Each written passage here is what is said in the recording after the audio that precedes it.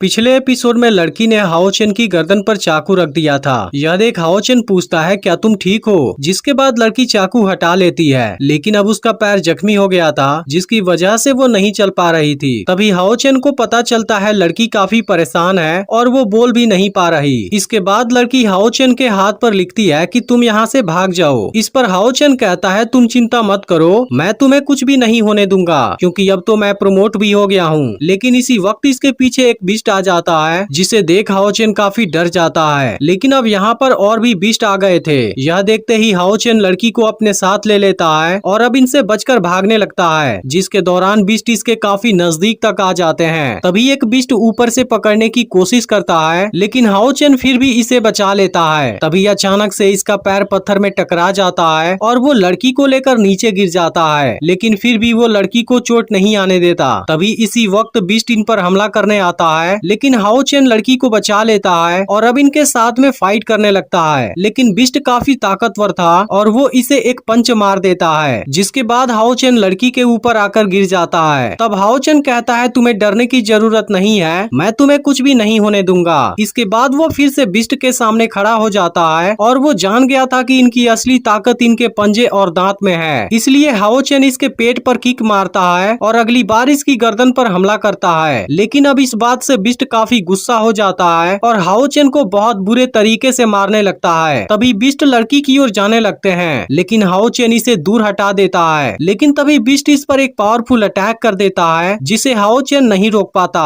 तभी बीस्ट फिर से लड़की की ओर जाने लगता है, लेकिन हाओ चेन इसको नीचे गिरा देता है और अपनी तलवार से हमला करने वाला होता है। लेकिन इसी वक्त दूसरा बीस्ट इसके ऊपर हमला कर देता है। इसके बाद वो हाओ चेन की गर्दन पकड़ लेता है और इसे लगातार 2 बार किक मारता है, जिसमें हाओ चेन बुरी तरह से जख्मी हो जाता है और यह देख लड़की काफी परेशान होने लगी थी। इसके बाद बीस्ट फिर से लड़की की ओर जाने लगता है, लेकिन तभी हाओ चेन फिर से पीछे से हमला करता है। फिर भी वो इसके सामने कमजोर था, इसलिए बीस्ट इसे फिर से पीट देता है। लेकिन बीस्ट अभी भी नहीं रुकते और इस बार हाओ चेन को बहुत बुरे तरीके से मारने लगते हैं, जिसे देख लड़की भी परेशान हो जाती है और अब हाओ चेन की कंडीशन भी काफी खराब हो गई थी। लेकिन हाओ चेन अभी भी हार नहीं मानता और एक बार फिर से खड़ा हो जाता है। यह देख बीस्ट इसकी गर्दन पकड़कर लटका देता है और कहता है कि मेरा मुकाबला करने से पहले बड़ा तो हो जा। लेकिन तभी हाओ चेन इसकी गर्दन में अपनी तलवार घुसा देता है और इसे वहीं पर मार डालता है। इसके बाद हाओ चेन और लड़की एक दूसरे के नजदीक आते हैं और हाओ चेन लड़की से कहता है कि शायद मैं अकेले इनका सामना नहीं कर पाऊंगा, लेकिन फिर भी मैं इनको कुछ देर के लिए रोक सकता हूँ, जिसके दौरान तुम पीछे वाले रास्ते से टेम्पल में भाग जाना, जहाँ के मास्टर तुम्हें बचा लेंगे। लेकिन लड़की हाओ चेन को खतरे में छोड़कर नहीं जाना चाहती थी, इसलिए वो जख्मी होने के बावजूद भी